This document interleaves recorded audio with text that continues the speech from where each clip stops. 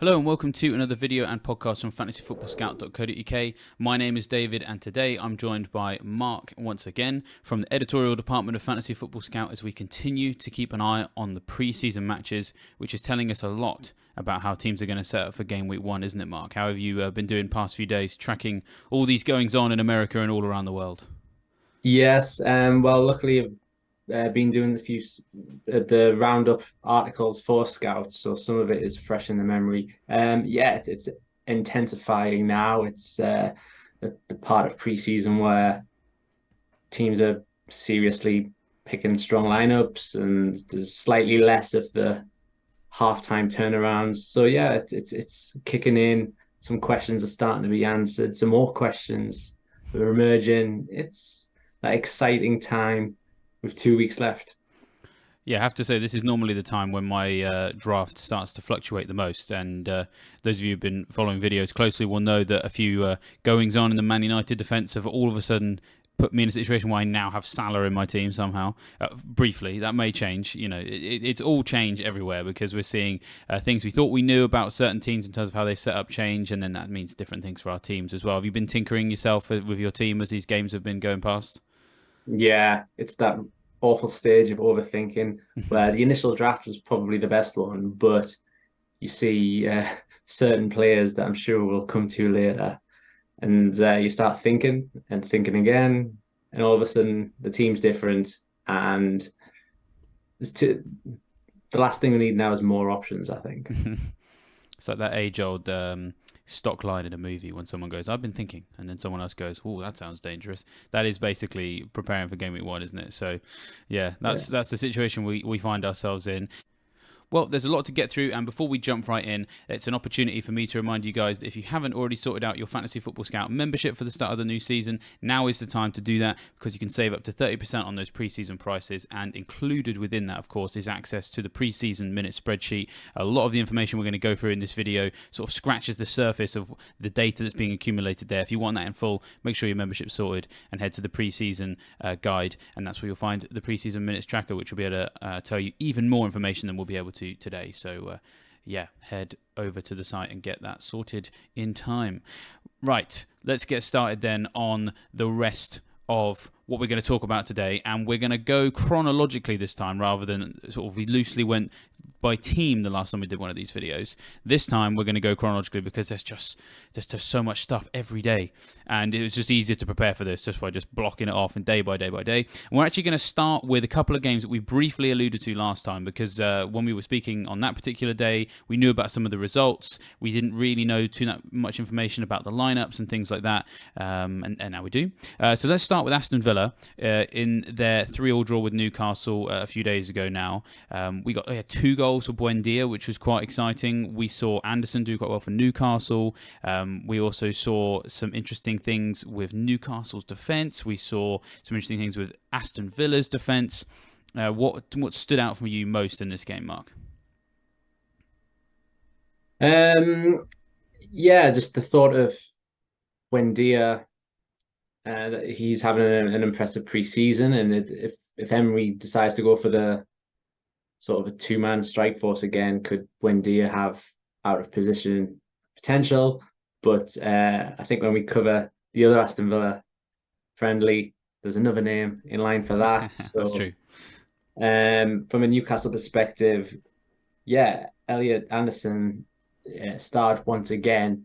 But from an FPL perspective, he is, I think, 4.5 million midfielder, but he's quite a bit down the pecking order. I mean, it'd be great if he had a breakout campaign, but he's not going to get in that initial lineup, I don't think, unless he scores a hat trick in every match from now till the start. So it was a weird wing back trial from Eddie Howe. We haven't at all. Newcastle haven't at all used that last season. It was always a four-man defence, and sure enough, it was quickly 2-0 down to Villa. So I think we can maybe scratch that one off. Now's definitely the time to sort of fail experiments. Don't want to do that once the season's underway. So uh, yeah, mostly that. And when the formation went back to normal, sure enough, got it back to 3-3, another thriller in the summer series. Yeah, a thriller with Villa, absolutely.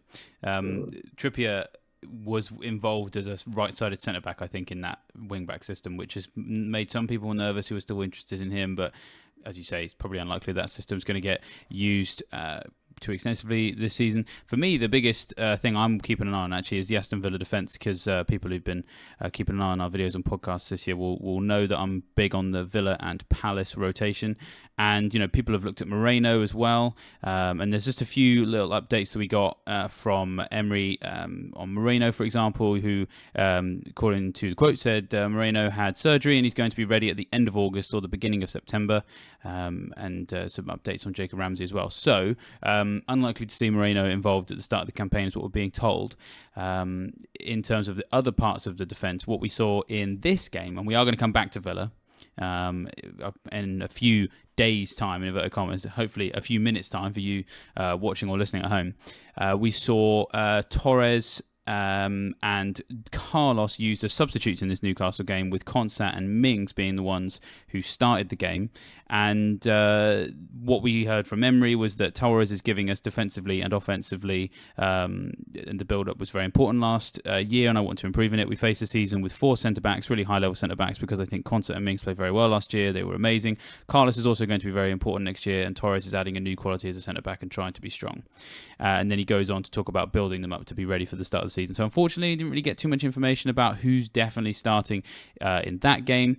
There's another Aston Villa game coming up, so stay tuned. It's not like we're on TV and you might change the channel and watch Bargain Hunt whilst this is on. But, just in case that was on your mind, stay tuned, because we are going to come back to this subject with Villa when we get to their next game. Let's have a look at Brentford now, because been a lot of interest in their attacking assets, and I actually conveniently found a picture of Thomas Frank holding Visser's hand whilst looking somewhat disappointed at Mbermo, which sort of feels like the shift we've seen in fantasy community of late, where it is Visser that seems to be getting more love, and got himself a goal against Fulham, arguably more involved in the attack is what we're seeing than Mbermo. Yes. First of all, I think, was it Neil who put Visser in his draft on a video? He may have done. I've got him in mine. We both have the same colour hair, sort of. We're both gingers, so. Well, I think, I'm pretty sure he did. It was rhetorical, I guess. But and it is kind of tempting now. Even if it's just saving that $500,000, it's not even just that anymore. It's the fact that Visser is having the better preseason, and Bremo might have penalties. But it's not like Brentford are playing 5-3-5-2 all the time when he might be up front. He seems to be 4-3-3 on the wing. He'd still be a good asset, but for those managers who like 3-4-3 and then will insist on going 3-4-3, having a $6 million forward like this could be really beneficial. And as I say, it's only $500,000, but that could enable something brilliant elsewhere if you wanted to squeeze in Trent, Alexander-Arnold, something like that. So his numbers are really good. They've both got fantastic numbers in the games without Ivan Toney last season, but it was only a 5-match sample size. So between now and January, what's the story there? We'll find out. But every summer it feels like there's a much hyped preseason asset in FPL who flops, and could it be Mbeumo? Maybe not, but Visser is certainly a good alternative, I think. Lots of people remember Neto at Wolves last season, who famously didn't do particularly well. He scored in a preseason game the other day and had everybody sort of having sort of like fever nightmares, flashbacks to like, oh no, not him again. You tempted to get Neto? Absolutely not, no. Neither of them. There's two of them now. Like, oh my God, there's 2 of them. But no, Mbeumo could maybe be that. But with Visser, you've got that alternative, and it's nice to see him having a good preseason. The other thing that we have started to see with Brentford, obviously, is that Flecken is playing. So the aptly named Fleck Republic, which of course was your creation, Mark, is very much coming into its independence. It's emerging from the shadow of Czechoslovakia. And here we go. So Raya still hasn't left confirmed yet, but the quote we've got from Thomas Frank is, yes, he could potentially leave. We know it's been the talk of the town last 3 months or so. That could happen. So that's the latest situation. Are you still feeling pretty cozy in the Fleck Republic?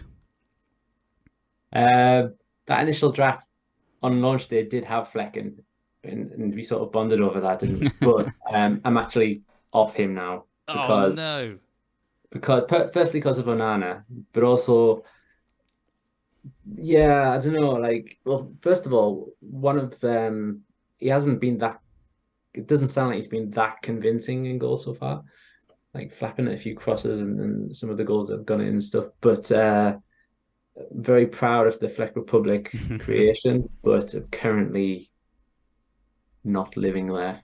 Oh no, he's relocated to a different dynasty. I'm very upset. I'm very upset. Well, I mean, you make some good points, and I was actually going to bring them up because in the scout reports, what we can see is that, ironically enough, Brentford did concede 2 long-range goals, which is strange in a way because we've been lauding them as this team that was limiting shots to long distance and not conceding them, and that was what's helping the goalkeeper bonus.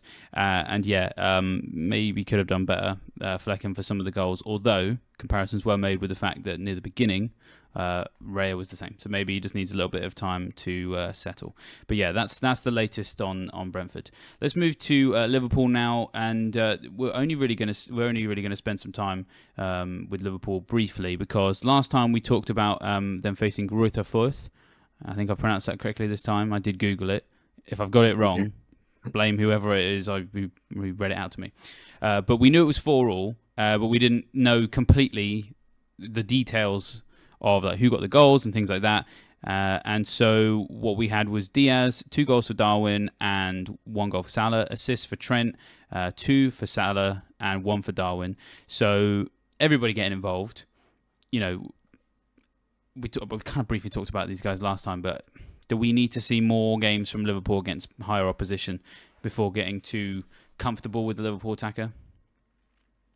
Yeah, they're all getting involved, which is, I guess, good for Liverpool and for Klopp, but it's not helping us decide on a Salah alternative. You know, if you don't want Salah in your team, but are still very nervous about some of those early fixtures, then one way to navigate it would maybe be to get one of the cheaper attackers, but you just don't know who it's going to be because they're all in form. And Jota and Gakpo scored in their first match, the 4-2 against Karlsruhe. So it's so hard to call. And I don't know, if you were to pick the 2 starters alongside Salah, who would you say?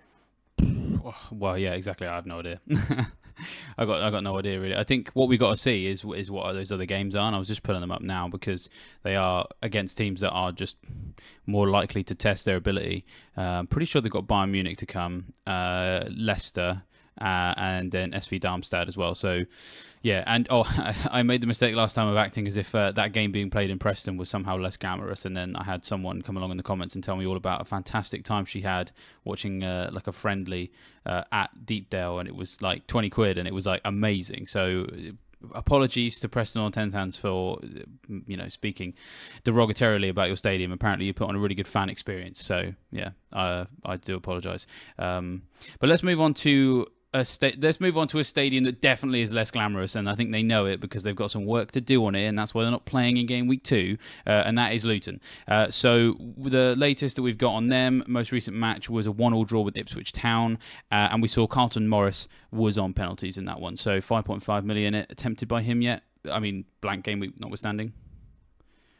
No, not really. Just none of the only Luton assets that would appeal are the now couple of 4 million defender options because Kabore has signed as well, but that would just be to test out the bench, and further up, not really. I think the final nail in the coffin was blank game week 2, and there was a story the other day saying that they've been granted permission to not have under soil heating, and then as soon as I said on Twitter, oh, maybe they'll have a few blank game weeks, there was a reply saying, well, actually, we haven't had any called off because of that. So maybe that was just bad guesswork. But Carlton Morris, yeah, penalties, maybe. I think he scored 20 times for Luton last season, but their promotion was largely built on solid defense. Their attacking numbers were okay. They were like in the top half, but they weren't like amongst the best. So um, they're certainly the underdogs going into the season, and will happily let other people punt on their players first. Yeah, and that seems the way to go. I think that they are definitely going to be bench fodder for now. I've got Nakamba in my team. He didn't play in this game, although we're hearing, murmurings that there's an injury there, which is just great. That's marvelous, you could say. Then elsewhere, Bell, Mark is just like face palming very, very hard whenever he does these videos with me. I do apologize. Well, that does ring a bell. Sorry. Because he didn't start either, but because the key takeaway here really is that it was Mads Andersen that played 90 minutes. Because when he came in, there were suggestions that he could take Bell's space in that back three. Because it's all well and good going for a 4 million Luton defender, but you do need to get the right one. The new one obviously looks very exciting, but and you'd expect him to go in, but he would be displacing someone who did very well for them last year in Alfie Doughty, if I pronounced that correctly, and got that positionally correct as well. Anderson playing 90 minutes, could potentially be helpful. Yeah. And you've also got, I was trying to think of a pun for Kabore to follow up your two, but I guess that's Amore. That's Kabore. But yeah, you're right. It's Alfie Doughty is he's a good set piece. He's probably be a decent source for assists, but I think cost him 4.5 rather than 4. I don't think many people are going to buy a 4.5 Luton defender. Oh, not from the Hatters, I don't think. But you've mentioned set pieces, so I'm going to take us to another club with a very unglamorous stadium. Sorry, Cherries fans, you famously have a very small one. So that's the link there. Bournemouth. Now, not really that interested in their assets, to be honest. They beat Southampton 3-2, so, well done, I guess. But the main talking point here is that they did not look very good from set pieces. They conceded 2 goals from set plays, and famously, they are facing Liverpool in game week 2 when the master of dead ball situations in Trent Alexander-Arnold is going to host them at Anfield. And we got a quote here from Andoni Iraola saying, "I think it was a good game, even with the mistakes we had, because we also had some mistakes, especially the 2 goals that we conceded from set pieces. Overall, I'm really happy. The players were hard, blah, blah, blah. But, his big concern is the set pieces, and already that's..." The Trent debate has actually intensified in the last couple of days because those of us who were in the Trent camp took him out to see what would happen. And then everyone was like, oh, wow, okay, like spending spree. And a lot of people feel like their team is better. But then also, how do you get to Trent if he explodes? And if Bournemouth are looking terrible from set pieces, could he explode in game week 2? But yeah, I mean, as we discussed with Liverpool a few minutes ago, in terms of their actual defense and clean sheets, I wouldn't really trust Liverpool's backline. And even though Trent is mostly about his attacking potential, at the bottom line, if you don't back them to keep clean sheets, then should they be trusted? I don't know, but yeah, he could certainly have a very fruitful time against the Cherries. Hey, there we go. Sorry, I know, so bad.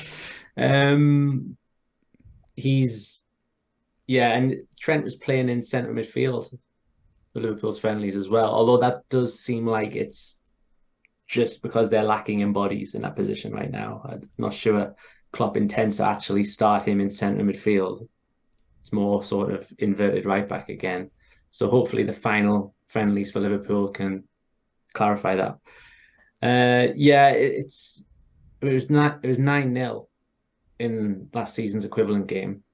Bournemouth have improved a lot since then, though. So I think subconsciously we're thinking it's going to be a big Liverpool win, but it might not be. And you don't want to invest too much on one match. Like if you're picking Trent or Salah purely because of that game week 2 match, then it's set up to backfire, isn't it? Well, the result may well still go in Liverpool's way if they can win on set pieces. But as you say, is that enough to impact your decision for the rest of the first 6 to 10 game weeks? I think that's fair. In open play, though, I do think this game could be not necessarily closer than people think, but I do just think that Bournemouth are going to surprise some people this year if this new manager can instill that new style. He's a big fan of like a high press, and also his team is also very good at sort of like beating the press as well, the teams that he's worked with in the past. And, that could make Liverpool harder for them to put their stamp on the game, potentially. And then also maybe Liverpool's high press, if he can get his Bournemouth team working around that with the same way that he had his previous teams working like that, could surprise people. So, yeah, I know what you mean. I wouldn't bank too much on that particular game. I'm just going to quickly round up a couple of other matches that I couldn't be bothered to find a slide for because, no offence to the teams coming up, but you're really not relevant enough to the Fantasy Premier League debate. And then we're going to talk about Man City. So first things first, Bolton Wanderers 0, Everton 0, which is, that's exciting, isn't it? I mean, Calvert-Lewin's not really fit. So, not really interested there. We talked about Ashley Young last time, played out of position, but he's now at left back. And drawing 0-0 with Bolton is not great. Burnley beat Benfica 2-0, which is impressive. We've had Muric come back into the team and actually play really well after Trafford did well as well. So, not too sure who the goal is going to be there, but was anyone really that interested? Not really. So that's the reason why, I will applaud Burnley for the 2-0 win, but actually it doesn't really mean anything for fantasy managers. Wolves beat Porto 1-0. I hadn't even realised that Doherty's back. I was on annual leave when that went through, and I've only just found out myself. He's back as a 4.5 million defender, but he was pretty much just a right back rather than a wing back. Neto was involved, and Neto scored, and then we promptly shut off that piece of memory from our brains. And I'm going to close that tab because I don't want to look at it anymore. And I'm going to take us to Man City, that I do want to talk about. I think after Neto, I think we were Leon Bailey goal away from meltdown because it was both of them last year. Oh, it was. Well, I mean, those of you who watched the new series, we've got Deadline Dilemmas with Praz and Rich. Honestly, looking at the midfields that they fielded, it's just incredible that was something that felt normal at the start of last season to have Bailey or Neto, for example. So thankfully, we're not in that situation anymore. So yeah. Let's move on before we, as you say, have a meltdown, and let's talk about Man City. They beat Bayern Munich 2-1. We got goals from McAtee and Laporte, assists from Alvarez and Foden. Anything leap out from this game for you? John Stones still playing an advanced role as well. Yeah, Stones was there. Nathan Ake seemingly hurt his leg and sort of came off a bit early. All the 10 outfielders were replaced, but Ake was a bit earlier. But Pep's already said that it was a precautionary decision, so that's nothing to worry about. Foden seemed to be deployed from centre mid rather than right wing, but then Kevin De Bruyne was an unused sub. So any sort of thoughts that Champions League final injury might keep De Bruyne out for the start, and that would be good for Foden. Well, he's in the matchday squad already, so that sort of makes you think De Bruyne should be fine for the first weekend. And Foden, they have sold Mahrez, but they could easily put Bernardo there or Alvarez. So it brings back the worries for Foden again. McAtee 4.5, yeah, it could be a bad thing from an FPL perspective because he scored 9 times for Sheffield United, and if he moved to another club in this transfer window, he could be an interesting 4.5 made. But if he's scoring for City against Bayern, Pep might keep him. Very annoying. So, what we want is for these youthful products to not have a successful preseason. Stop being so impressive. Be bad enough that the manager wants to loan you out. That's what we want to see. Completely that. And selfishly, McAtee decided to score, so that wasn't great. Edison, and the FPL community loves Edison, as we know. The equaliser wasn't great from his perspective. He saved it, but it was pretty weak, and then it spilled, and then the Bayern player equalised. So same old. Yep, same old with Edison. It's very annoying. well, I don't think we're going to see much investment in him this year. Thankfully, with some of the other defenders around him being a bit more reliable for starts, maybe that's the direction that people are going to go in. We're still sort of waiting for Man City's pre-season to fully kick into situations where we're not seeing the whole team replaced at half-time, so it's definitely one to keep an eye on. De Bruyne, of course, as well.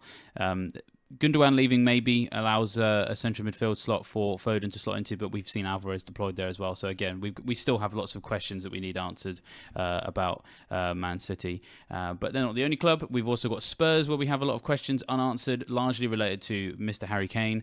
But if he does leave, we did see a hat-trick from one Richarlison. So does that make you think? That's the bandwagon. That's sort of that perfectly sums up what stage of preseason we're in, because it was unthinkable 3 weeks ago when the game launched, and now because we're thinking and we're overthinking, and well, if Kane leaves, maybe Richarlison gets played up front, hat trick, wow, £7 million midfielder. Sort of had to quickly think about something else, really. But yeah, I mean, if the Kane sale drags on a bit longer, close to the first match of the season, they might not have a replacement in time. Certainly not integrated in the squad. So for the first few weeks, it could be Richarlison up front. So it's not the worst suggestion, but it is based on 45 minutes against the Lion City Sailors. So the Lion City Sailors do sound like a fictional team from some sort of feel-good American movie about soccer, a bit like Cats and Dogs. I don't know if you ever watched that. It's a Jeff Goldblum film that came out about 20 years ago, and they go to some exhibition match between Chad and Ecuador or something, and then it's a front for something, and it's not actually a real match, and the cats kidnap the family or whatever. Not that I remember a specific detail, but the point is that the whole thing feels just really fake and really silly. And that, no offense, Lion City Sailors, that's what that sounds like. And Spurs also finally won a trophy. I don't know if you saw that. Whatever tournament that was, they got to lift a trophy for it. The Tiger Cup. Now that could convince Kane to stay. Yeah, he's got some silverware. Finally. It could be the start of a great new era, but chances are it might not quite be enough. Lion City Sailors, did you ever watch the Hurricanes as a kid? I did not, I'm afraid. Oh, that was like an ITV sort of animated thing. It sounds like that as well. You still have that great theme tune. But your point is really that he's done this against a team that doesn't really matter, does it? In many respects. We've got to see him do it against better opposition. It's true, although they did go 1-0 up, which again doesn't really boost their defensive prospects. They had Porro at right back and Destiny Udogie, if that's the pronunciation, at left back. Now Destiny, because he's only 4.5, is interested. He certainly belongs in the debate about who the best 4.5 defender is. But as we were saying with Trent and all that earlier, if they're not keeping clean sheets and there's no faith in clean sheets, then do you really go for the guy when teams like Aston Villa are genuinely good in defence and have 4.5s? Sven Botman is the same. So we'll just have to see how that develops over pre-season. Well, clean sheets feel unlikely at Spurs this year because Postecoglou is a big attacking manager. He doesn't like scrimping on his principles either. He famously once, when asked about if he would defend a bit more, he said, if a vegetarian's hungry, they don't go to McDonald's. Defense is just not a thing for him. So it's the attackers I'm more interested in. I will just say that the Richarlison thing, I am actually still loosely interested in that. Like, it does feel like, oh, we're at that stage of preseason, blah, blah, blah. But from what I can see of Postecoglou, if Kane does leave, Richarlison does actually seem like the perfect replacement for him, because Postecoglou is someone who has sort of done well in the past by targeting and identifying a number 9, someone to go on the end of everything and finish the dinner, a bit like Haaland. Haaland doesn't touch the ball very much, but when the ball comes to him, he scores. And that kind of forward is something that Postecoglou favours. I think we've seen Richarlison do that job for Brazil.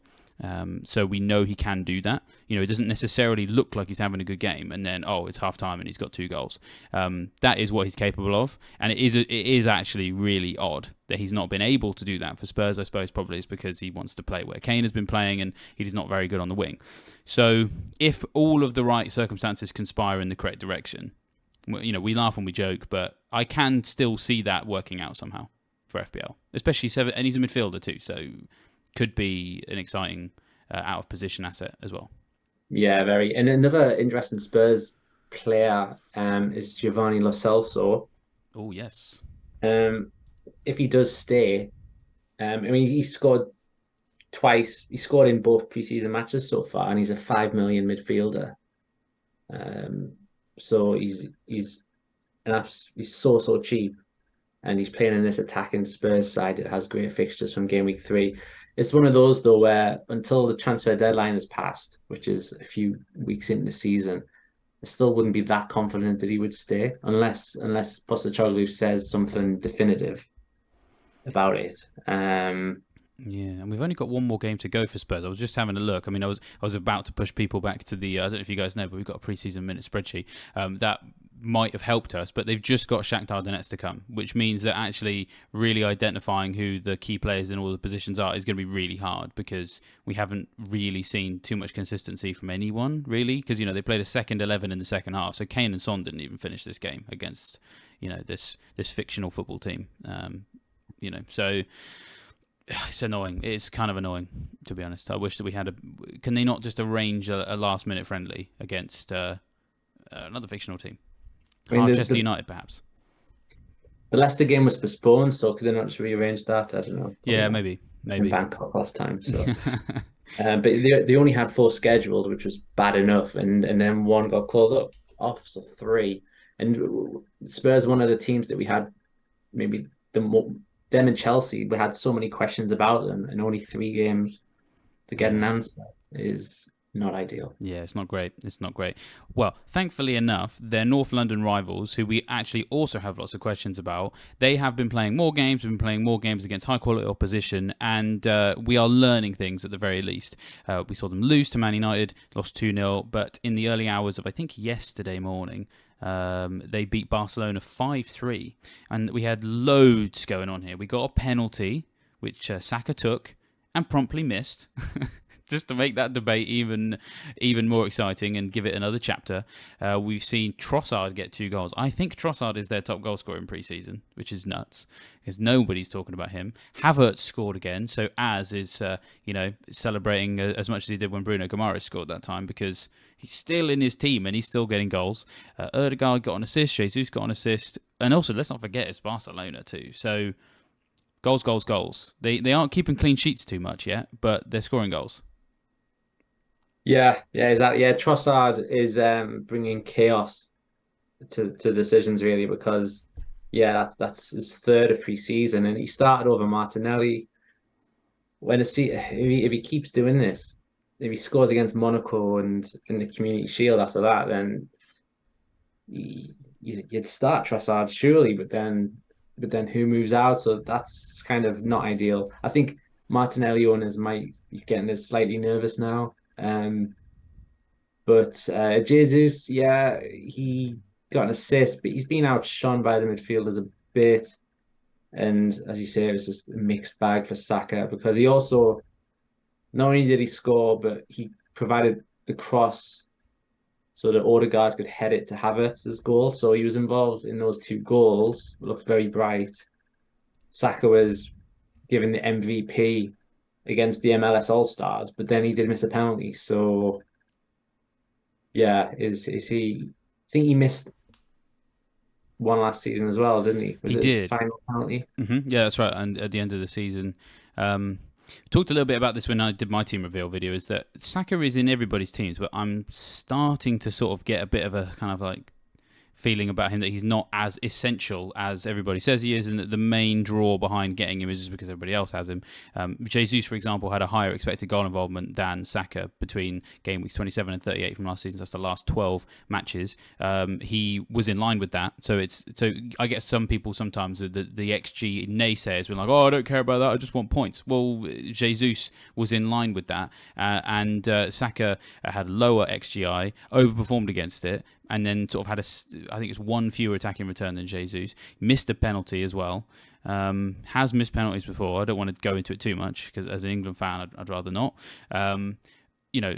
when you consider that Ødegaard is getting involved in things as well, Ødegaard actually also outperformed Saka for large spells of last season as well. And Trossard as well, is the more he really just gets busy in this preseason, I'm thinking, okay, maybe. And now looking at the preseason so far, Arsenal's preseason is underway, in the very real sense, because they've played, I think it's 5 matches now: Watford, Nuremberg, MLS All-Stars, Man United and Barcelona. So that's a lot of data that we've got. And Trossard so far is officially the most utilised wide midfielder / inside forward, whatever you want to call that position. He's the one who's had the most minutes out of all of them.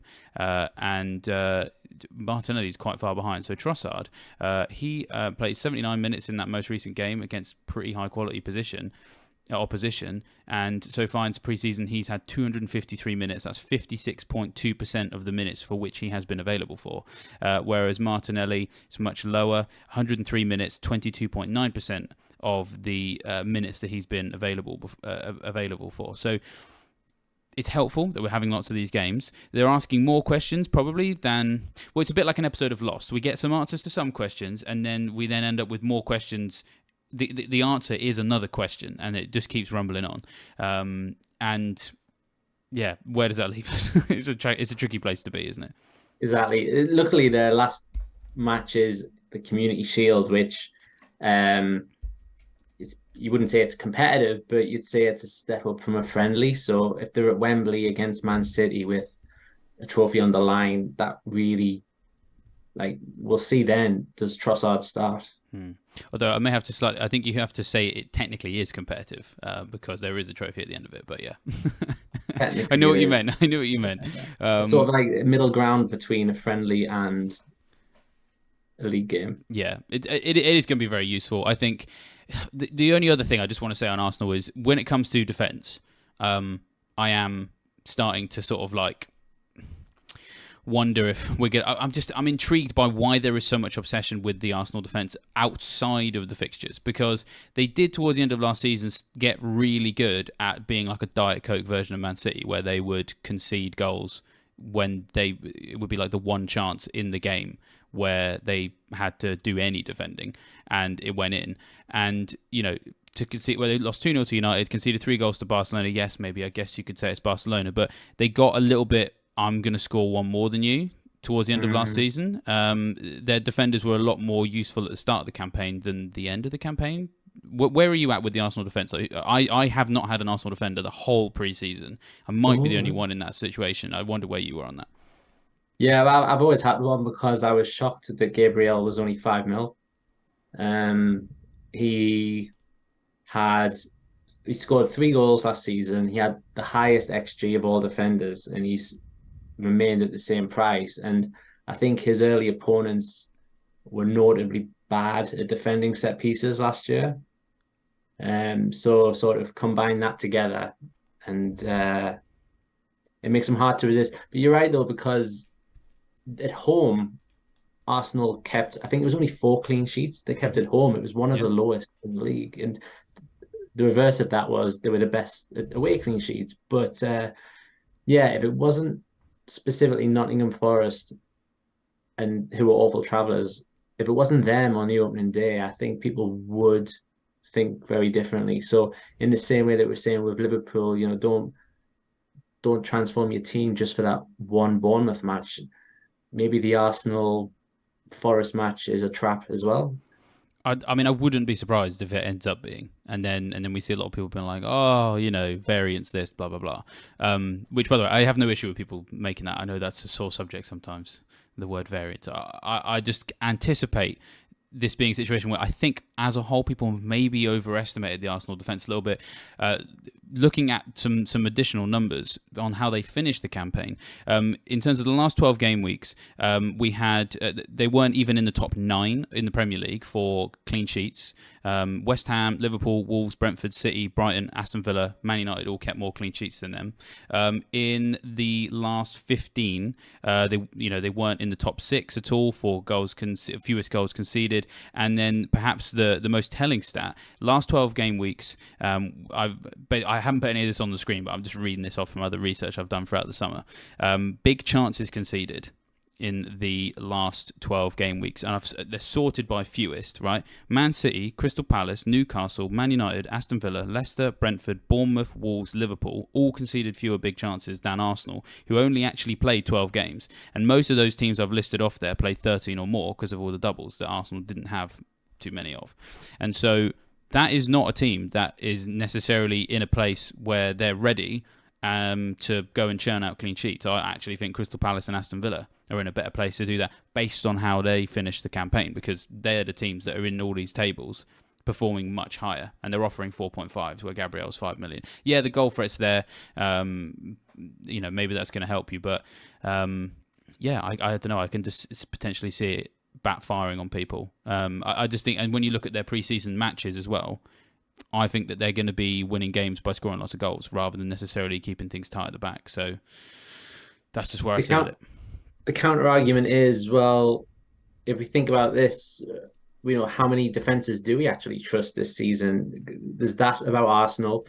Man City, as we learned last year, well, I mean, you call them a diet Man City because they were doing the same thing. Yeah, that's true. They were conceding, they couldn't be trusted for clean sheets. It was frustrating because even though many underlying stats had them as the best defense, their clean sheets was not as high as it should have been. Newcastle's defense was totally different near the end of the campaign. Liverpool are always conceding. Chelsea had a bad year. So possibly Manchester United might be the only defense that you could trust amongst the big teams. Yeah, Villa are a shout, but but we've got to pick some defenders somewhere. So. Yeah, it's true. We got to pick somebody. I suppose one last thing we probably should just mention is that they do have Declan Rice now, and that may long term make their team a bit better. What we learned last time from the United game was that in the first game where you had Havertz and Ødegaard and Rice all playing together, it was a bit disjointed. You would expect that because those three haven't played together before. So we can imagine that in time that's going to get ironed out. Unfortunately, they didn't have the opportunity to make some progress on ironing out that setup against Barcelona because Rice couldn't play. I think it sounds precautionary. I'll just read the quote so that people are aware. So Declan had quite a strong kick in training and we didn't want to take the risk. He wasn't comfortable to train yesterday and today, and we decided not to play him.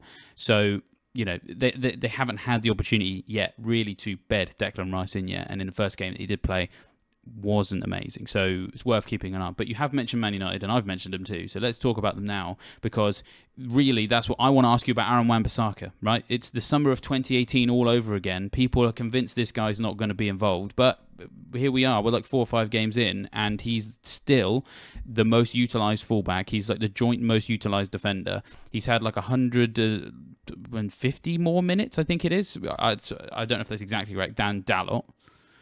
It's 4.5 million. So everybody's saying we can make savings on Shaw with Onana. We can do even more with the Wan-Bissaka, but we do need some more data, right? Where do you stand on him?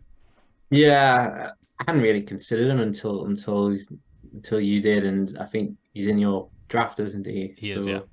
Hadn't thought about it really. Yeah, those minutes are impressive.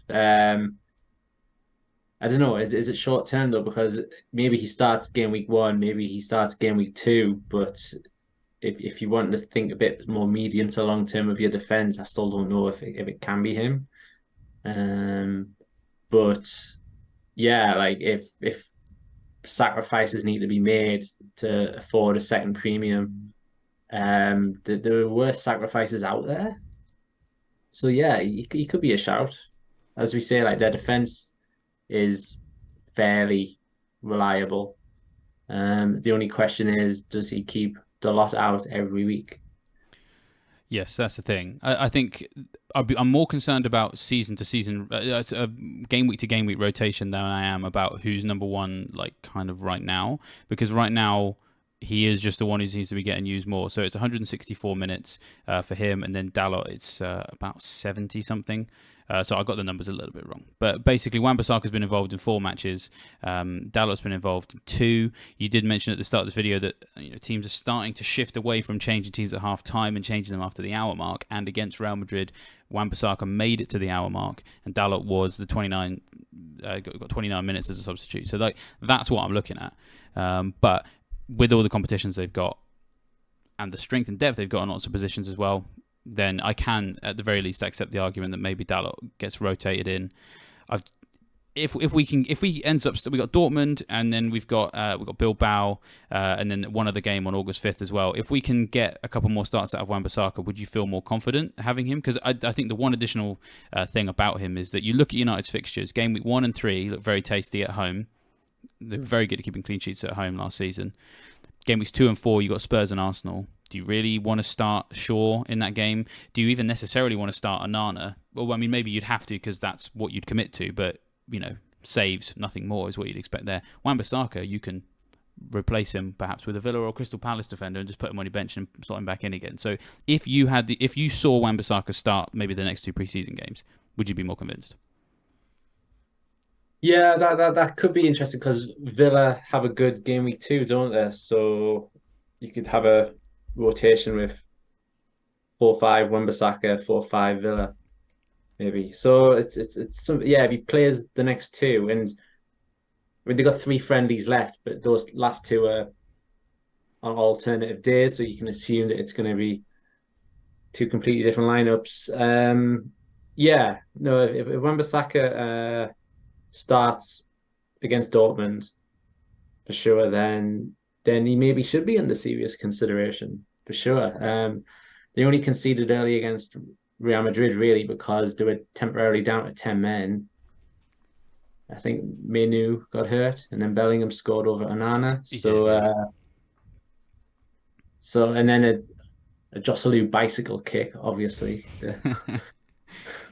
Classic. There's a few other interesting things from that game as well, and Wan-Bissaka is one of them. Yeah, good point. Yeah, but few eyes on Fernandes. He actually played on the wing in this game, and Mount in the middle. So there's all sorts of different things that could happen in midfield this year. Yeah, it was kind of that. Yeah, Fernandes was there. I think Rashford started up front, but that match basically just emphasized even more that they need a striker. Whether it's Rasmus Højlund or somebody else. I think Ten Hag did float the idea of Sancho being continued as a sort of striker. He's filled in there as an emergency because there's simply no one else. But if they do sign a striker, then Sancho's back to being a backup winger again, isn't he? So, and Rashford's seen quite poor. You'd also have to think that Fernandes on the right wing is not going to persist because it didn't seem to work as much here. Yeah, he's definitely more useful as an 8 or a 10, isn't he, than as a winger. He's not bad on the wing against bad teams, but they're playing Real Madrid. So, yeah, still lots of questions that need answering for United. As I said, it's like another episode of Lost. We've had some questions answered, but now we have more. So, but we've got a couple of episodes left to go before the end of the preseason, so we should be okay. We've talked about defensive rotation, so I'm briefly just going to do a quick Crystal Palace interlude. Not really that much to write home about in their 2-1 home defeat to Millonarios. Got there eventually. The main thing here for me is about Tyrick Mitchell, who has been in my team for a little while, because if we're talking about that rotation with Aston Villa, Tyrick Mitchell is someone who can rotate with that. He got a bit of an injury. Mitchell has a strain in his quad muscle. He felt a sharp pain when he tried to slide in to stop the goal being scored, so that could be a dangerous one for us. It wasn't just Mitchell as well. There was a really nasty tackle on Will Hughes, and it got him injured. Roy Hodgson was fuming about it afterwards. The Colombian champions weren't maybe aware that it was a friendly. So we'll see how that goes. One of the interesting things for me as well was that it was another start for the 4.5 million mid Ahamada. Yes. And he played all 90 on the right wing. But then at the same time, it was a lineup that had Eze on the bench and Doucouré and Edouard on the sidelines. And Sam Johnston wasn't even used. So I'd love to read something into that selection of Ahamada, but when you look around, it maybe doesn't say anything. But he is their most played asset over pre-season, and if Elise does miss early weeks, he could be used out on the wing, and for that price point, solid candidate. And then Eze came on, took the corner that was headed home by Jake O'Brien. So if Eze is taken over all Elise's corners as well, that just boosts his appeal for the Sheffield United opener. Yeah. Well, actually, Mark Southerns was obviously on the Twitter Spaces on Thursday night. We're going to have that on the channel, on YouTube channel and podcast platforms as well for you to listen to. He was also talking about Eze as well. He actually seems very, very interested in owning him. And I actually think he's kind of going under the radar a little bit. So, yeah, some interesting things noted there. And the godfather of FPL also thinking about it too. So, yeah, don't forget about Eze. Let's come back to Aston Villa because we're now moving forward chronologically once again. And now we are in a position to talk about their 2-0 win over Fulham. We got a goal from Diaby. I mean, wow. Less than half an hour into his Villains career, he's already got a goal. There's a lot of excitement about this guy. 6.5 million, so he's in that bracket as well that we're enjoying making space for in our teams in this pre-season. What do you think of what you've seen so far? It's early days, of course, but yeah. Still jealous of that signing. Another huge coup pulled off by Aston Villa there, and spent a lot of time sort of researching him for our scout report piece on site. And yeah, like the night after that went out, he scored so soon into his first Villa outing. So I was very much quite high on Diaby right now, and he does come in at that price point. The same price as Matoma and Mbumo and Eze, other guys like Harvey Barnes, stuff like that. So there's an interesting route to him. There should be a route to him if he impresses early on. He was used as second striker here, in the same way that Buendia was against Newcastle. Diaby was used as a second striker. So again, that's a 6.5 mid being used up front. He could be brilliant. But then the last time Villa signed an attacker from Leverkusen, it was Leon Bailey. So it could go either way. Yeah, that's very true. Well, we've still got plenty of time to see what he does in pre-season, and the fixtures that Villa have got are nice, actually, because they've got Brentford on July 30th, so Premier League opposition, so a good tester of what they can do, but then Lazio on August 3rd, Valencia on August 5th. So they've really done a good job of sorting out a solid pre-season there. The only team that they faced in pre-season who you would say you could read too much into was Walsall on July 15th. That's just a little bit of a local one for them, just down to the Poundland Bescott Stadium's not very far. Good to keep the touch with the local clubs for them. But then outside of that, Newcastle, Fulham, Brentford, Lazio, Valencia. So we're going to get a real solid idea in a lot of respects with this Villa team, just how good the players who are doing well, just how good they really are. You're very interested in the attack. I continue to be very boring, and I'm interested in their defence, and thankfully there was additional piece of information on that in this game as well. Again, it's another iteration, and that's fine. I want to see which of these iterations is the one that ends up being the one. What we saw most recently was Torres and Carlos this time as the centre-backs instead of Konsa and Mings. But 3 centre-backs were in the starting lineup because it was Konsa who went to right back. That meant that Luca Digne was able to get very far forward. There was a bit of asymmetry to it as we shift towards the latest New Vogue formation. It very much seems to be back fours that can asymmetrically shift so that one of the fullbacks can bomb on. And in this game, it looked to be Digne who had that opportunity. And of course, we talked about at the beginning of this video, Moreno possibly out until September. Luca Digne's 4.5. Moreno's 5 million. And so if you want a 4.5 million Aston Villa defender, Digne has probably now entered the conversation, especially if Konsa is going to play at right back. Matty Cash is guys currently in my team.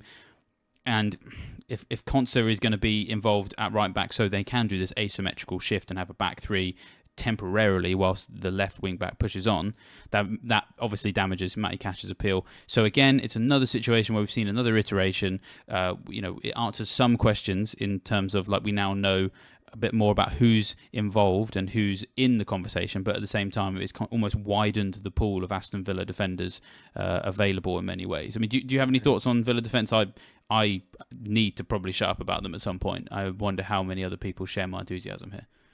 Well, I agree in terms of, having a 4.5 Villa defender over the long term. And the short term fixtures are good as well. So just in general, having a 4-5 Villa defender is really highly advised, but it's just which one. When you're saying there that in Moreno's absence, it could be Digne with Konsa at right back, is there a chance they could reverse that and have Cash at right back and one of the centre backs at left back? But they've got lots of left-footed ones. That's the interesting thing with Torres, is that he's left-footed, so is Mings, and then Concert and Carlos are the right-sided ones, and so that could happen. You know, if the central, if you switch to a situation where the guy who ends up being in the middle of the three is someone who can play on both feet, which is something that Mings can do and something that Torres can do, but he has a good left foot as well. You know, either one of those could operate as the left-sided centre half. Within that potentially, you know. So yeah, you make a good point. It could happen on the other side. Yeah, I hate to just and bring more questions into the equation, but it's something to consider.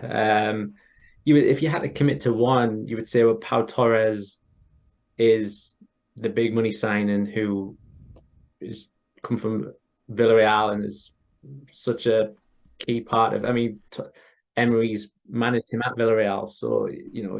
He might be basing his defense around him, but we just don't know.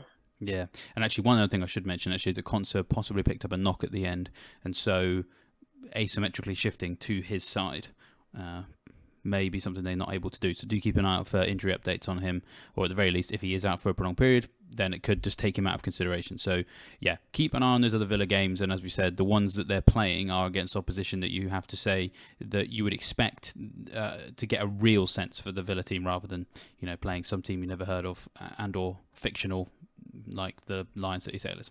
Let's talk about Chelsea now, because Nicholas Jackson, he's still getting involved. He's still scoring. He's slowly emerging as the guy to get from this team in many ways. Yeah, it's speaking to Lewis earlier, we did a FPL reactions. Lewis, we did a pod for fantasy football community, and we were just saying like Jackson versus Nkunku it feels a bit like Wilson versus Isak at the end of last season. Like Isak and Nkunku are going to have the minutes, but maybe Wilson/Jackson are going to get the goals. We don't know. This is the first time that Pochettino started both of them and like had them both on together, and that's 5 attacking returns from 118 minutes for Jackson, which is superb. So yeah, with Nkunku, you're going to get more secure minutes, but on the flip side of that, he's not always going to be a forward. Jackson may have his minutes limited, but he is purely a forward. So yeah, that's another one where I really want to see more of this and get as many questions answered as possible with Chelsea. We also actually have questions in defence as well, which is kind of annoying because we still haven't seen James and Chilwell play together yet. James came back, so that meant Gusto came out. We have seen Cucurella involved as well. So yeah, we don't really necessarily know how sure of starts any of those fullbacks are yet, which I suppose in many ways is a little bit like an I told you so, because that's pretty much the first thing we identified about Pochettino was, do you remember all those times that Ben Davies got substituted in the 59th minute when he was like the guy you needed to own that week? So we could be back to that, like, which actually would be very annoying. Yeah, word if they are reverting back to a 4-man defense, the question is, like, when we do see James and Chilwell start together, which one's more attacking? Because similarly to what we were saying with Villa there, you can't really have them both going up, but that's their biggest asset. So be fascinated to see how that develops between the two of them. Which one stays back, which one goes forward? Maybe they alternate. Yeah, potentially. But we also another thing as well. some people have been looking to Levi Colwill, 4.5 million. I mean, I think if he's fit and he's definitely going to be starting games, could be a great shout, because we do expect this Chelsea team to be better this year, and getting a budget way into that defence could be good. But it wasn't involved in this most recent one. According to Pochettino, we took precautions with Thiago Silva and Levi Colwill, and then we don't have more possibilities to play with Angelo and Lewis Hall, because we have 3 players in the same positions. We can't play the ball. So that's just one additional thing just to keep an eye on if you were interested in Levi Colwill, which you have every right to be. He looks like he could potentially be an exciting budget way into this defence. Just keep an eye on his fitness. Let's round off by talking about Brighton, and this is quite funny because we already felt like we had too many Brighton players involved in the debate about who we're going to go for, and lo and behold, there's another guy who I'd never even heard of until I read the scout notes. I mean, who is this guy? There's another one, right? So Brentford 0, Brighton 2, and we got 2 goals for Simon Adingra. Who's that? Well, according to the scout notes, he is a positional rival for Matoma. Well, that's just great. Thank you, Zerbi. He also did the same route of going on loan to their Belgian side, who's part of the organization, whatever, just like Matoma did, and he's coming over. So the story, they're trying to repeat the story. The last thing we need right now is another Brighton bargain attacking youngster. I just feel like the Enciso question is difficult enough, and I just feel like Brenda. Do you remember her? Not another one. Yes, it's that old woman who just interviewed her on the street. Oh, have you heard? There's another Brighton attacker. Not another one. There's too many Brighton midfielders right now. So yeah, it's just come on. It's very annoying. Felt like I was there. I mean, does this impact your Brighton thinking? I suppose that's the question. I mean, I'm not saying for a second you're going to get Simon Adingra, but does it put you off Matoma? Does it make you think about Gross, because he's probably the one who's got the highest X minutes? All those kind of things. What are you thinking? It does put me off a bit because, in fairness, I think they were on the pitch briefly together at the same time, so there is a possibility of both of them playing. But the fears about rotation were sort of confirmed by De Zerbi afterwards. He just put out the worst quote you would want to hear about Brighton. Oh, is this I know the quality of Adingra. He's a big player for us. I think we are building a very strong team with many players in every position on the pitch. It's just thanks, mate. It's he knows what he's up to, doesn't it? And then he followed that up by saying, every match, 4 competitions, we're going to have to replace quite a lot of players every 3 or 4 days. It's no.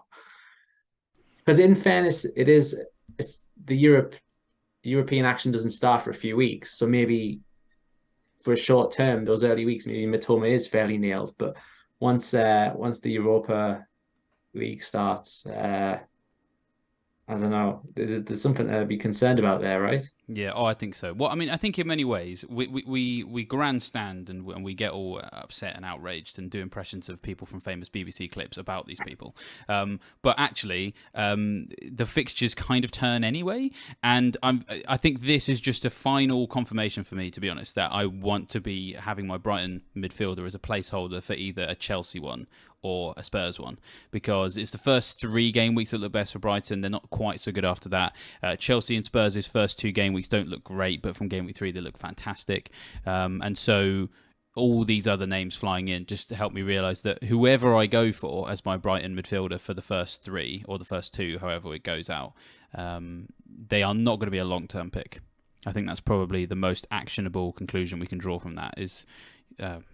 Let's get involved in some other teams at the same price point. Or Harvey Barnes, for example, 6.5. Newcastle's fixtures get better. Diaby, who you've talked about as well. So there's lots of alternatives from these guys. And if we can just accurately predict the first 2, which might not be as difficult as predicting the first 6 because of Europe, maybe we'll be okay. Yeah, maybe. But at the same time, you don't want to have more than one player who you already scheduling to sell. Some of the other ones we've mentioned today, you don't want to get to game week 3 and all of a sudden there's 2 or 3 players who you've scheduled to sell. So it's a tough one with Brighton, really. I guess if you have Estepinian, you could just have a good 4th defender to sort of push that problem down the road a few weeks. But with Matoma, if you have him and De Zerbi's already starting to share the minutes out, just got to hope that you have the transfer to take him out. Then there's the guys like João Pedro again, seemed quite impressive. Then they got so many. They got him. They got Ferguson, Welbeck, Undav. Just where do you? I just probably stay away from all of them really. Jason Steele in goal got an assist. Did you see that? Yeah, well, he's done it again. He did it towards the end of last season, didn't he? So well done him. Yeah, yeah, and he did it here as well. And I think generally he just played quite well. So, one positive to come out of it is that Steele might be establishing himself as their league goalkeeper. So, so that's something to look at. But then they had guys like Estepinian only making cameos. So yeah, it's very hard to tell. I mean, I'll just stick the preseason page on the screen because I'm just going to throw everybody to the preseason minute spreadsheet, which is, of course, very useful. And the current state of play for Brighton isn't as helpful as we'd like it to be because we've only got 2 matches in that at the moment. We've got Newcastle and Vallecano to come, so maybe we know a little bit more. At the current point in time, Jason Steele is top of it with 135 minutes. And so, as you say, it would kind of make some sense, wouldn't it, for him to be the league goalkeeper and for Bruggen perhaps to be the European one based on what they've done in their career so far. But how much do you read into it if they're not going to play a Stupinan, for example? That's why you need the preseason minute spreadsheet. A lot of teams, that spreadsheet is going to tell you some really solid stories, and for others, it's you need to keep an eye on it. And you need to watch it develop, and then when you get to the week leading into Gameweek 1, it will be complete. It will have reached fruition, and you will have more complete stories. And yeah, fingers crossed, we get a little bit more clarification on Brighton just for the first two. So, yeah. As I said at the beginning, if you want access to that, of course, you need your Fantasy Football Scout membership, which if you sign up now, you can save up to 30% at pre-season prices. So don't forget to do that. Don't forget to like this video and subscribe to the Fantasy Football Scout YouTube channel and hit that bell notification as well so you don't miss a thing in the pre-season. But I suppose for you, Mark, you're straight back into the trenches, more games to come. Probably going to do another video like this next week because there's just so many games on the horizon. Are you ready for it? Are you steeled for it? yeah, ready for it. The cobwebs have been shaken off now, so it's gonna sort of instinctive now to just check all the scores at 2, the live scores at 2 in the morning from Chicago or whatever. So yeah, it's bring it on. I feel more you should feel more prepared for game week 1, like the more sort of you immerse yourself in pre-season, but it just makes it harder. It just makes the watch list bigger. Yeah, but I'm ready. Well, you're doing the Lord's work for us, my friend. You and Neil and Tom as well, because yeah, as you say, there's a lot of hard work that goes into it, a lot of staying up late or getting up early or whatever it is. And of course, you are the ones with more choices than anybody else because you can see between the lines, you can read between the numbers in the matrix code. So yeah, thank you very much for doing that work for us. But yeah, with that, I will leave you fine, folks, to enjoy the rest of your tinkering ahead of Game Week 1, and we will see you next time.